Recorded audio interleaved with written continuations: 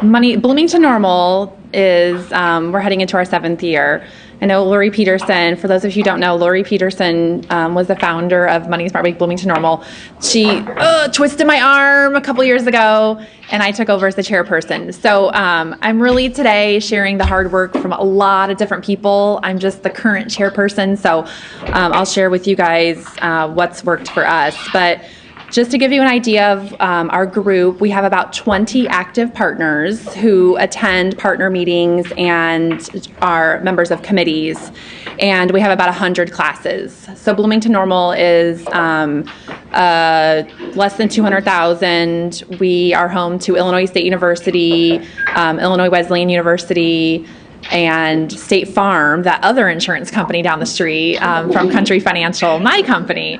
So that's just to set up what our community is like.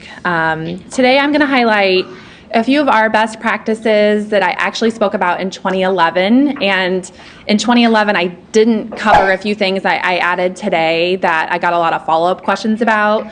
So hopefully that information will be valuable to you. I'm going to focus on our fundraising committee and our marketing committee. So how many of you have a fundraising committee? One committee. Yeah, one's a committee. How many of you have marketing committees? Okay. So our fundraising committee has developed these really cool documents, and this is something I did not focus on a lot in 2011, but I got a lot of questions about afterwards. So we do a sponsorship ask. I thought one of the really cool themes about yesterday was the ask. Ask. Someone can always say no, but if you don't ask, you won't know. And so we have this sponsorship letter that we develop, which is basically, our plea for dollars.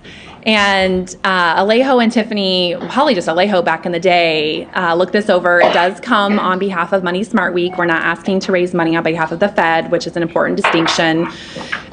We highlight some of our results from the year prior. So we talk about how many classes we've had, how many people attended our classes, 80% or whatever it is, say that the information was really valuable. So it gives them a little snapshot of our results. And this is really important. So a lot of times, fundraising has to be a little bit of a coordinated effort. You want to ask people for a dollar amount, and you want to tell them what they're getting for their dollar, which I think is a lot of mistakes. Even in the past we've made. We were like, well, give what you can. Okay, well, that's okay too if you do that, because you're still asking. But again, most companies want to know what is my money going for. And a lot of people on your partner committee may not be the decision makers. They might not be the ones writing the check, but they know who is the decision maker. So it's really key that each person on your committee is your Money Smart Week champion back to their organizations, and then is willing to take the letter and say, this is a campaign that our company is a part of, and here's why. Can we get your financial support? So, especially if you don't have a fundraising committee, or if you have a small committee, it's not going to be possible for your committee to go canvassing to raise money. So you really need to rely on your partner committee to be your champions. You can also, if you have like a good partner at your Chamber of Commerce, they might be able to help you with that as well. But it's really important that you develop some sort of guideline how you would like to use the money. Ours, you can see, is all about recognition. So we're using all of the money we raise to buy ads. So, and I'll get into that. But, we want to tell them, without your support, without your dollars invested, we can't spread the word as much as we need to. Especially in our community, about over half of our survey respondents always tell us that the way they heard about Money Smart Week was from our local media partners. So the print calendar continues to be really valuable for us, but again, over half are telling us that they're hearing it from our local media, and most of that is paid advertising. So one of the things I talked about in 2011, I think people were uncomfortable with is setting that expectation at your partner committees that you're going to be raising money. We do that in Bloomington, and we have a lot of non-for-profits and we have a lot of for-profits. So obviously it's a mix.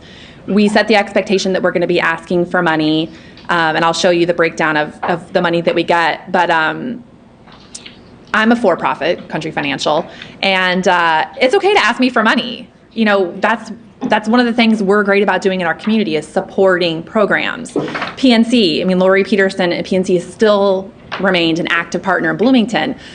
But, I let Lori know, we let everyone know we're going to be raising money. We're going to be asking you for dollars. We'd love for you to be a title sponsor. So, we sort of set that expectation that we need to raise money, that we're going to be asking you for money, and that we would love to have your support. So I think it's okay to do that, especially, again, for your for-profits. And then the distribution of the ask is obviously critical, because if you don't ask, you can't get that yes. So in Bloomington Normal, we raised $15,500 thanks to 11 companies. And on this list, you'll see that 10 are for-profits. So the Me's, the Lori's of the world. Our only nonprofit on here is City of Bloomington. So the city gave us $1,000, which is great. And that money still, City of Bloomington was able to get some extra promotions for their contribution. And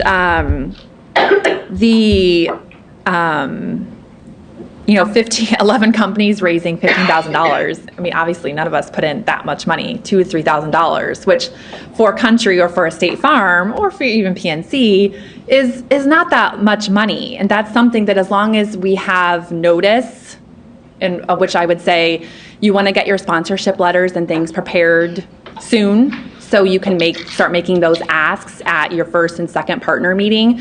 Because as many of you in this room we've all been talking, we're all budgeting already for next year. And some of us already have budgets set for next year, but the sooner you get your ask in, the better, before the dollars are spent. And we do, in Bloomington, we do have a fiscal agent. I know this question came up yesterday. One of our nonprofits is our fiscal agent. And we do have that checks and balances in place. So all withdrawals from the account require 2 signatures.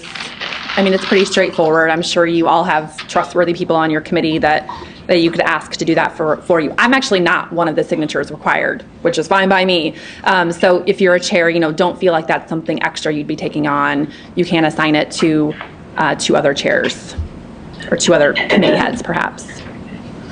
So how do we spend all that money? So these were the different media buys that our marketing committee established. And our marketing committee is awesome. So our marketing committee basically is made up of a couple of people who have marketing experience. They actually do that for their job. Our chairperson is the marketing director at Mid-Illini Credit Union, which is one of our sponsors. And she's great. She brings together everyone who is represented here actually has a seat at the table on our marketing committee in some way. So it may be just, a conversation a few times a year. They may actually come to committee meetings. It's different for everyone. We share a media market with Peoria, which is another one of our partners. So some of our buys, we actually negotiate with the Peoria group in mind to get more for our dollar. We sort of do an informal little RFP, request for proposals from our marketing groups. So we'll ask Great Plains Media, what will you give us this year if we give you $2,000, $3,000?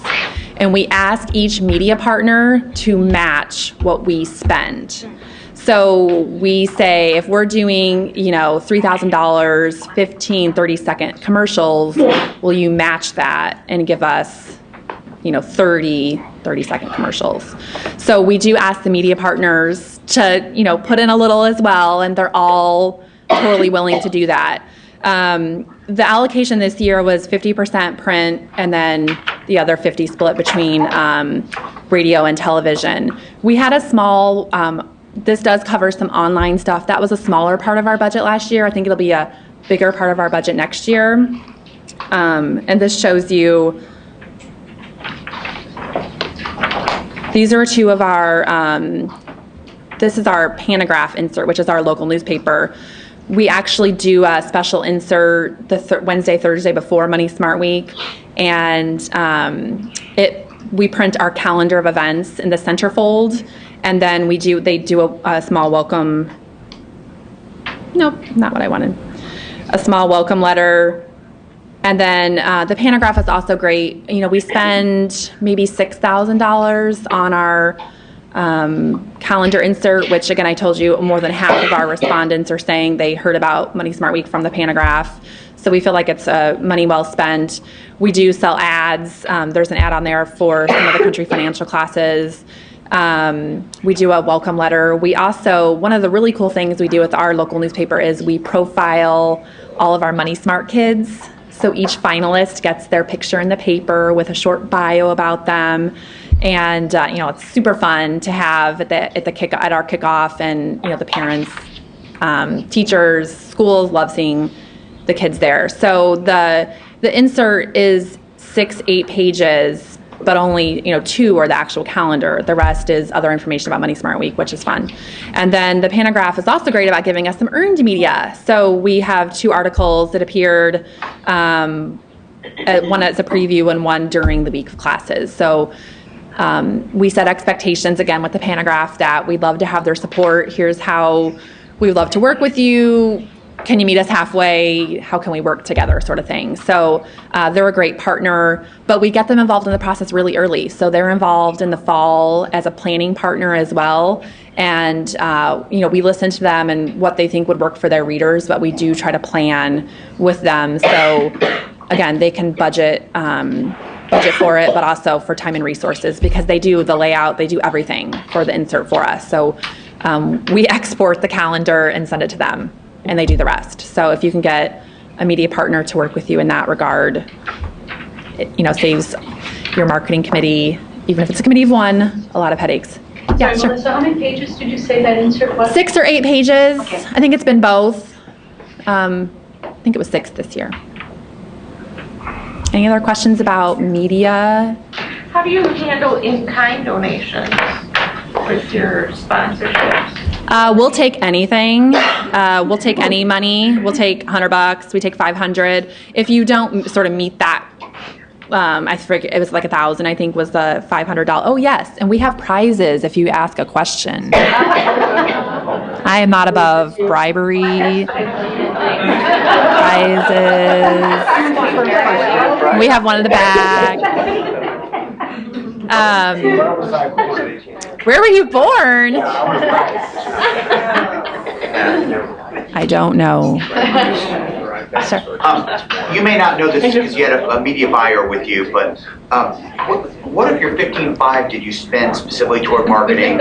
What was your cost per point or your reach or frequency that you were able to achieve? Because I'm sitting there going, gosh, for 15,000, that would buy us a tenth in Dallas. Sure. That it wouldn't. Totally. Yeah, so absolutely. Help us out though, because it sounds like you could have bought a lot.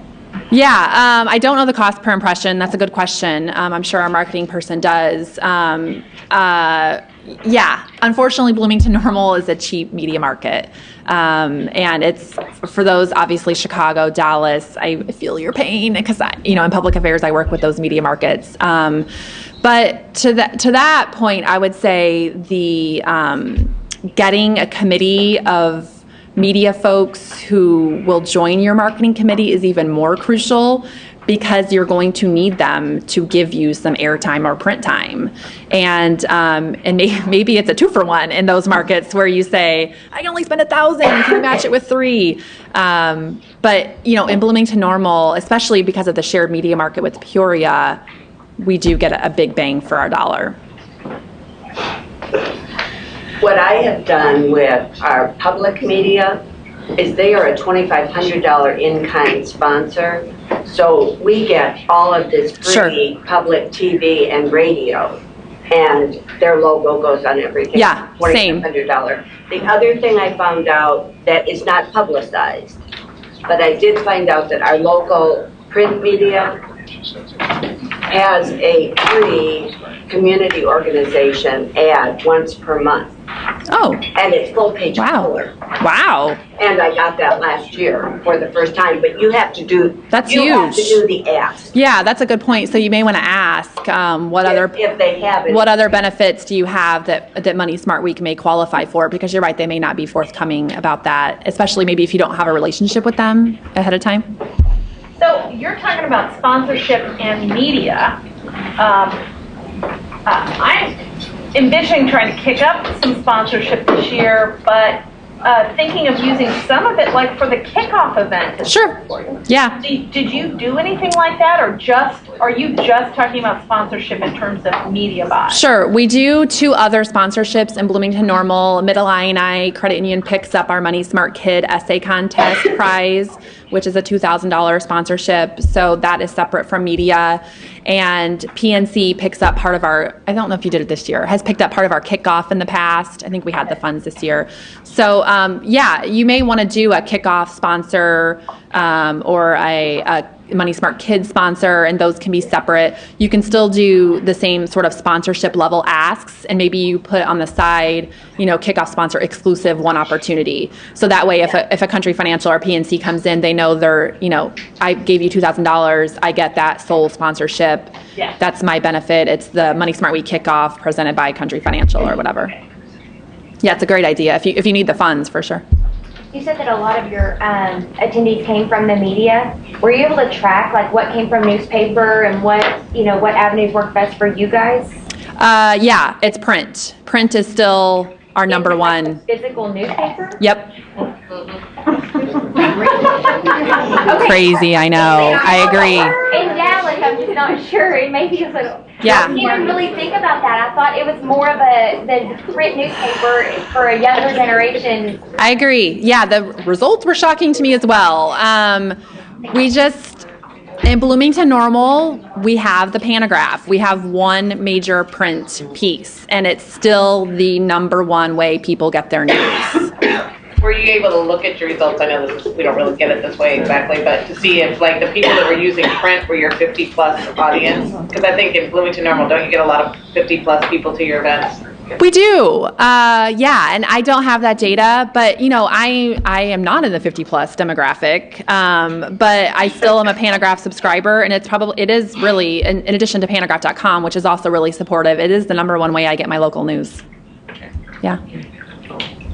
Can you tell me a little bit more about your partnerships with credit unions? I know you talked about banks, but what involvement the credit unions may have had in your campaign? Sure. Yeah, we have a lot of credit unions and banks and the insurance folks as our primary partners, committee heads, and the folks who are giving us money, sponsors as well.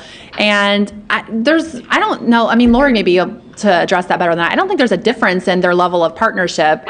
It's really again, Bloomington Normal is a well-established committee. I think it's all about just making sure you make the ask to have them join your committee. How do you manage the sell that they might want to? It's never been an issue for us.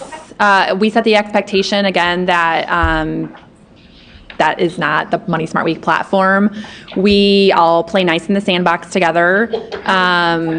Lori, I think we even coordinated a panel this year with some of our different financial groups. I think some of the credit unions and banks partnered together. Because again, when you go through that calendar of events and you have 100 events and you have 30 classes, they're the same.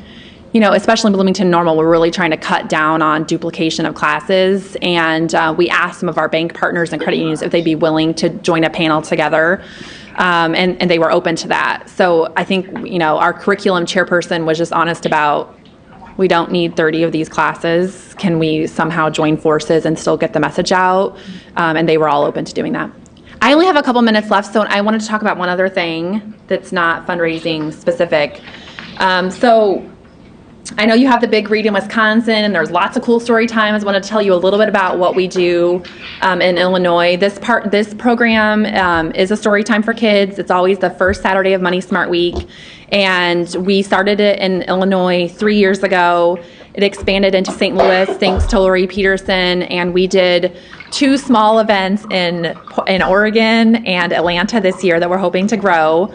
But it's called Money Smart Kids Read, and we had almost 50 story times this year and 800 kids and parents. Basically, Country Financial, similar to the Big Read format, Country Financial underwrites the cost of the book. We ask local libraries and their partner committees if they're interested in participating, just to let us know, and then take the responsibility for the planning in their local community. It's been a really, really low effort, high return program if you can get a sponsor to pay for the cost of the books, which is obviously the biggest spend. We did an activity sheet this year that the kids really loved. Part of the Berenstein Bears book is that old saying, does money grow on trees? So the kids got a kick out of that. We did, we do the story time format first, and then we follow up with the activity. It's a really, really simple thing to do. We had the librarians yesterday talking about how story times are always happening. It's just a matter of getting your story time in front of them. And this was a really easy way for us to do that. It's been a really successful program with, again, not a lot of effort if you can get the dollars covered in advance. So if anyone has questions about that, I'd be happy to answer them. Okay. You have my contact information. If you have your own chapter pages, be sure to follow us. We'll do the same for you guys. Joanne, ready?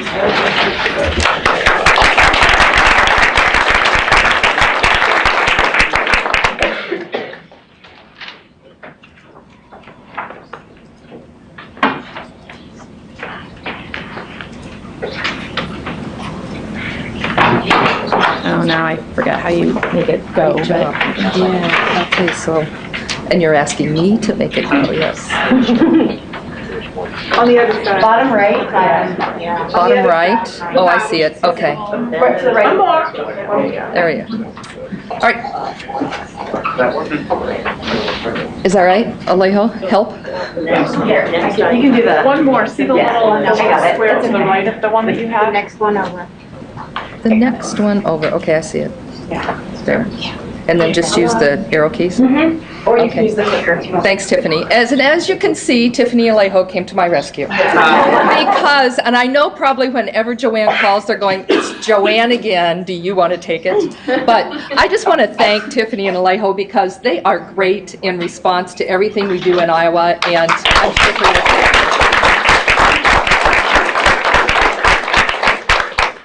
Thanks. Our goal in Iowa is to make things run as smoothly with as little input from us as possible, and to keep things sustainable, so that from year to year to year, we have to do less and less work for the same results.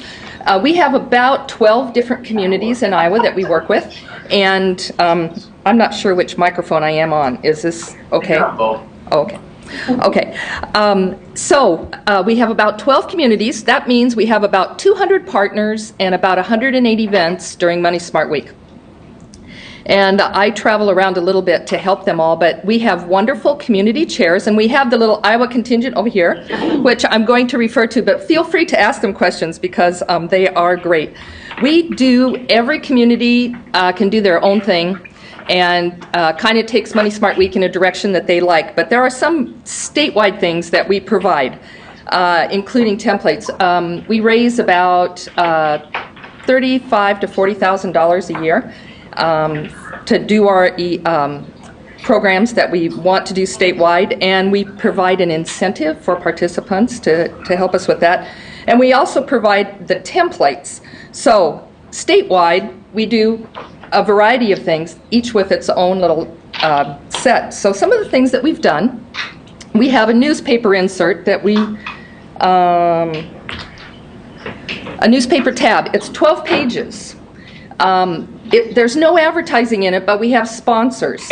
And we let sponsors have as many as they want. Sponsors may not be partners for us, but we publish over 360,000 copies. We give it to the libraries, we give it to Extension, we give it to a lot of different places to use. But 11 pages are standard editorial. So everybody's getting the same content, written in a journalistic fashion and vetted through our Attorney General's office. So the stuff is good editorial they can use. How to read a credit report, financial checklist for seniors, what is an annuity, do you need a financial coach? Those are some of the kinds of articles that we do.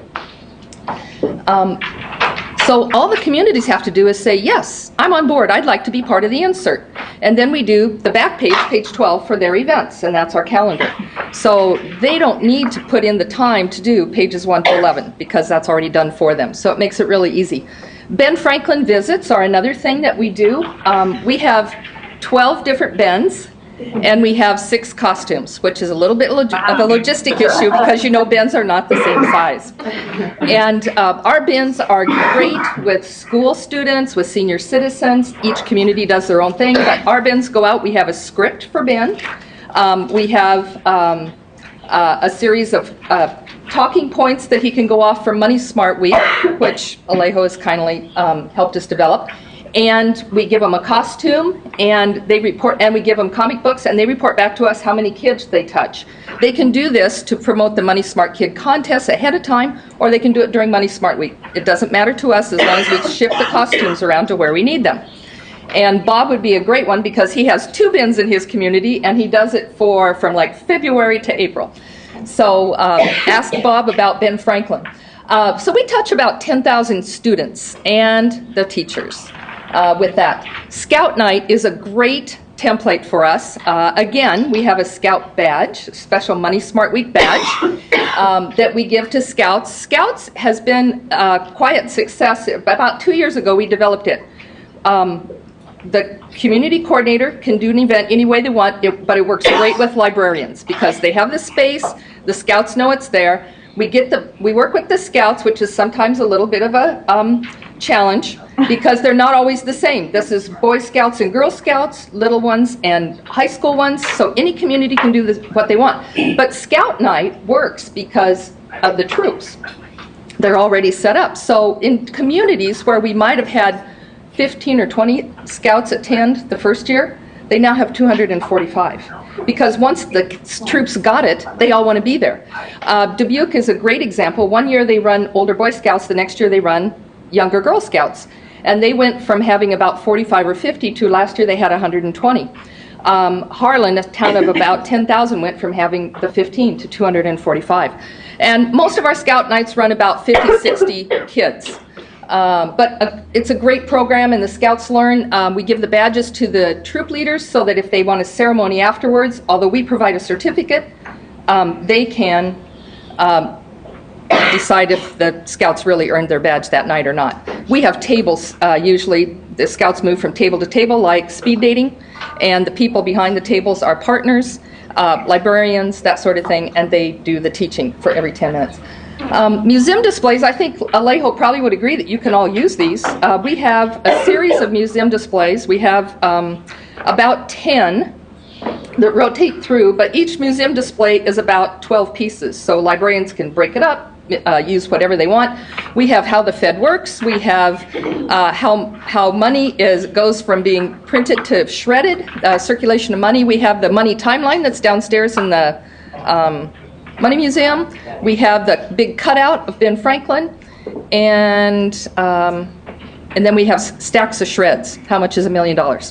In little clear plastic boxes. And the librarians like to rotate those around, but each community can use it different. So it sits in a community credit union lobby maybe, or the library, or a school or something, but we get those around the state. The essay contests. We have a really nice partnership, both sponsors with the Iowa Bankers Association and the Iowa Credit Union League Foundation. And every year they sponsor our Money Smart Kid contests. And we are growing that. We have 2 contests coming up this year, one for junior high, one for high school. And we have our Money Smart Kid expert with us, Kelly, who ran the contest for us statewide last year. So you can ask her questions about that, but we run it as a statewide contest. So it comes out of those two organizations. They love the publicity that gets them. The poster contest operates a little differently. We gather up about 2,500 posters every year, and 2,500, and that's the Iowa Community Bankers Association, and any bank can do it, any school can do it. We'll provide them paper. We judge the contest. There is one statewide winner, but what we encourage is every community gives their own prize. So if you have a bank that wants to do the poster contest, our question is very simple. There's a lot to know about money. What do you think you should know now? It's elementary school, K to 5th grade. And the state prize is not the big deal. It's the local prizes. It might be a bike. It might be really, Kindles have been a great thing. And nobody wants to be left out. So if one bank does a Kindle, all the banks in the community want to give away a Kindle. It's a great thing. So those are some nice collaborations for us. But the real success that we had last year, and what's really getting me excited, is the geocache for College Cash. And this is our attempt to get the 17 to 24-year-old market using a QR code. Now, does anybody know what a geocache is? National parks do it. Okay, so instead of a scavenger hunt where you take a picture and send it in, like the national contest, you go to the places and you leave something to show that you were there. In this case, they're leaving an answer. So I brought our posters, but I want to show you how you play. So we have 7 posters, 7 different topics. We aimed at community college students. Now, we developed these, but we got a late start last year, so the colleges didn't get their posters until the 1st of April. But here's what happened. We connected with a college representative. The colleges could do anything they want. They could have a one-day event. They could have a 1-hour event. They could run it over the course of a week. We didn't care. But they did the emails to the college students to get them to the event. They had the room. They provided the food. They might have provided prizes like a gift certificate to the bookstore. And our Money Smart Week contact, which was just like one of you, made the connection with the college and said, "Oh, I know how to contact Blackhawk College. Fine, go do it." I provided the template, and we provided the posters, and that's all we had to do. We had over 400 kids play. We gave away one state prize. It was $1,000 college tuition by Jumpstart. Jumpstart is our fiscal agent, and why Money Smart Week exists in Iowa is because of Jumpstart. So 400 may not seem like a lot to you, but it was huge to us, and I have no doubt that we'll triple that this year. Colleges were wanting this. The students found it easy to play. We owned the back end, and we provided the content, which was standardized. That's what made it nice. This is how a poster looks. So this poster was on, what does your paycheck tell you? Remember, this is geared to a 17 to 22-year-old market. Infographics. Each one of these was a very detailed infographic developed specifically for us. And in the lower right-hand corner, you'll see the QR code. The player would, and although all of you may not have a smartphone, all of the college students do. It was not unique to a smartphone, though. So 3 people could play on one smartphone. What was unique was the email. So the student clicks on the code. So maybe Diane clicked on the code and Brent clicked on the code. It takes them to the question for the poster. Direct. The first time they played, we asked them for their email and their name and their school, because we needed to know who to give the prize to. The colleges are afraid you're going to market to the students. We are not marketing anything to the students. We didn't do anything with the list, and nobody has a list. They click on the code. It takes them to the question. Once they see the question and answer it, it's burned. They can't go back. So they got 2 points and 2 chances to play for the tuition if they answered it correctly. And it was a multiple choice question. If they answered it but picked the wrong answer, they got 1 chance to enter. And if they didn't answer it, they didn't have any points. So they had a total of 14 points, 7 posters if they played all of them, 14 chances. We had about 10% of the population that got all 14. So we felt our questions were about as complicated as they should be. And they played probably in the neighborhood of about 30 minutes. Roughly maybe 8 minutes maybe 5 to 8 minutes a poster, depending on how complicated it was. And they loved it. So, Alejo and I have been talking about how to take this to a wider audience with the posters. I do have a sample of the posters, and I'll take any questions that you would like. But the college people loved it. Our Start people liked it. We tried it with some high schools as a pilot, which that works well. But remember, our prize was college tuition. So the prize did not go to the person who won. It went to their school. It went directly to their school. Can you explain a little bit about, for folks that don't know about the game? So the posters were planted. Oh, sure. Various locations. The college could do it as they wanted, but most colleges chose, instead of taking them all over like a scavenger hunt, to have it in one room like this. And most of them did it around an event, like either in a student lounge or a cafeteria. So they put the posters on the wall. We had the community of Cedar Rapids, which is a great Money Smart Week planning team, did 5 colleges, and they did 11 to 1 every day at a different college. So they took 7 partners, and each partner had a table. Each partner had to take one of the posters. So one was on paychecks, one was on credit scores, one was on college loans, one was on car loans, one was on budgeting. And the table helped them answer the question or get more information or use their smartphone. The hard part for some people, especially older people, was they didn't have that QR code already loaded, the QR code reader already loaded. So, and if any of you want to play, you probably can if you have that loaded. I think our contest is still live.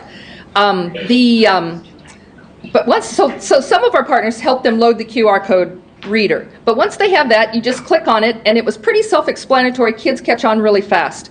We didn't have any trouble with having this electronically. We did have one planning team in Iowa that wanted to use paper forms, and my answer to them was, fine, go ahead and use paper forms. I am not entering your answer, but we're picking the winner on Sunday. So whatever you can get entered is fine.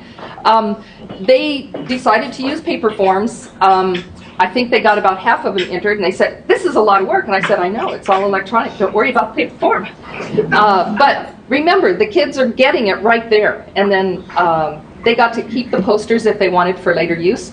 And our questions rotated. So if you were standing there and you answered one question, your buddy might get another one. So I think we had a rotation of 3 questions per poster. But they couldn't play more than once on that email. So if you were Joanne at Custer Ltd, you could play on that email. And then if you were Joanne at Dynamines, you could play on that email. And then if you were Joanne at Chicago Feds, you could play on that email. But that's the only way you could play more than once. So, Yes. who's your winner? Like, is it everybody who got the top score, you just randomly pick one, or what? Yes, we did. We just randomly picked. We could have gone into probably a lot of detail, but remember, there were multiple choice questions, and it was a $1,000 prize, one for the whole state. So yeah, we just took the perfect scores and drew a winner out of those. Yeah. Museum displays. I'm fascinated by that, but it's not for museums. It's a traveling display that can go to any public location, right? Right, and they can split it out. But we have, Alejo has all of the JPEGs, so you can just print them, or you can go to our printer and gang print them. But there is a series of, well, the big cutout is 2x4, and it's hinged so that it can, but it's on heavy card stuff. We've got the money timeline, which is about 2 foot by 4 foot. Okay. I think it's on, it's not on poster board, so it's a little more flexible plastic. We've got a series of 11 by 17s, how the Fed shreds, and how money is circulated. And then we've got a series of 23 by 30 that are a variety of things. What's counterfeiting look like? What does the Fed do? What is Money Smart Week? You know, and so librarians split it up. So nothing is mounted, so they're flat. The 20 by 30s and the 11 by 17s have nothing on the back on our poster board. Okay. So the display travels, and I just give one to a community and say, do with it what you want. The librarians say, we'll take it for the whole month of April. Okay, so then they manage the logistics of that? Yep.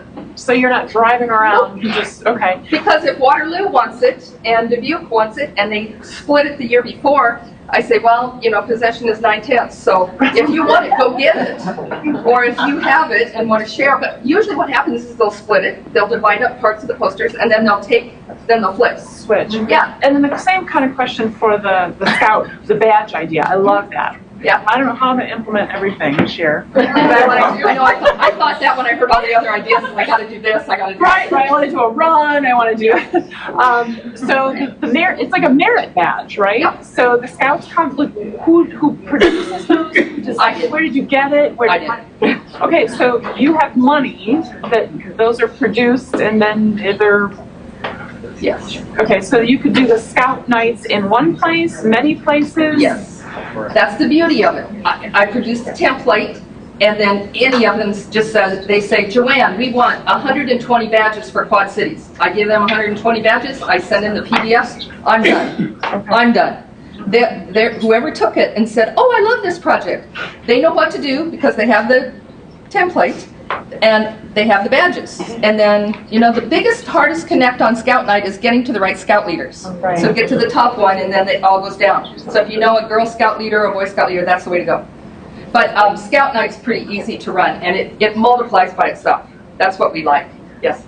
I did it with the Girl Scouts Okay. once, and I did not have a Money Smart Week badge, but the Girl Scouts had a financial literacy badge. Oh, okay. And It's a they double got win. that. They got that. The other absolute win with working with Scouts is you have parents bring the kids, you have troop leaders there, you have grandparents, and you do it and watch, you know, the light bulb go off in their Yeah. too. Right. And that's why the second year they get it. So they're first in line. We have to limit how many Scout teams come because the libraries, which is usually where they have them, are at capacity, right, Bob? You know, they can only handle so many people for fire code, so then they say, and there was a question behind you, so. I'm still a little confused about the, Geocache? thank you. Is it happening on a college campus just 2 hours, or is it happening over a course of time, or? Yes.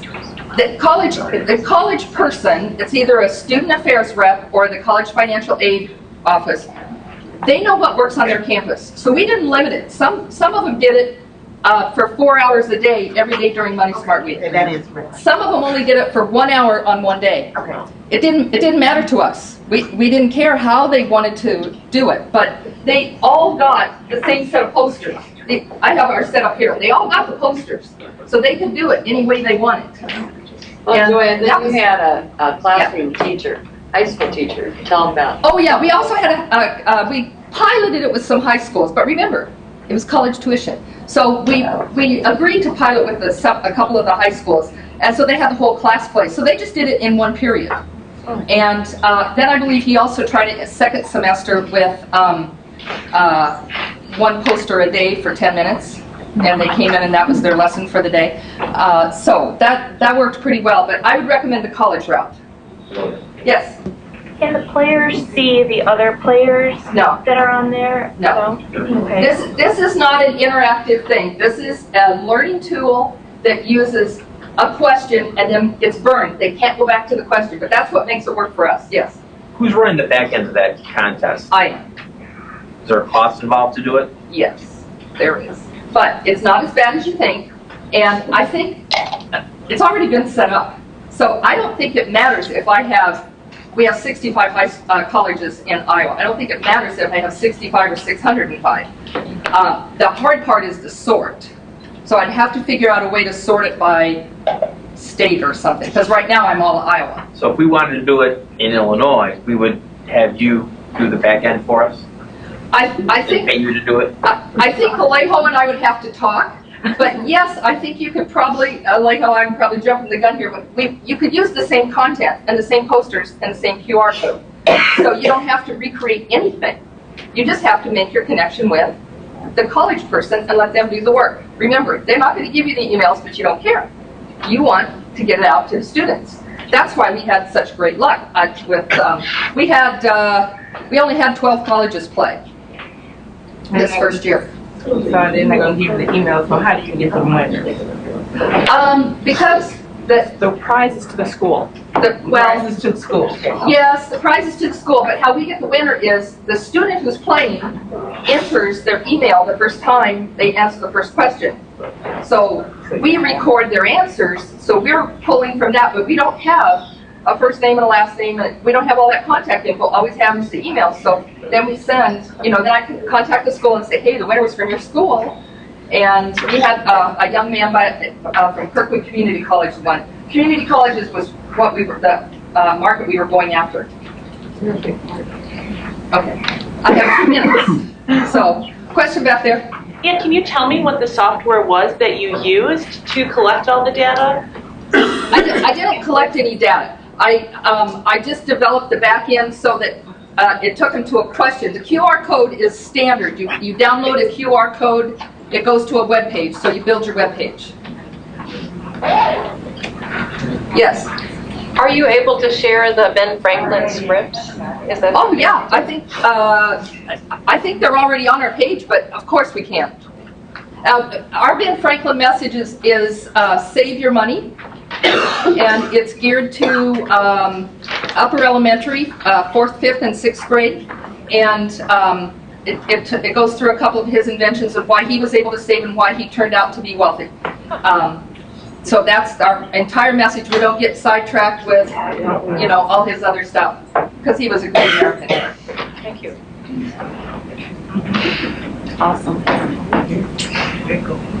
Okay, well, if you want to hear about any of the stuff I talked about, the Iowa contingent is there. And if you want to see the posters or play, the QR code is up there. And I think we're lunchtime or something, right?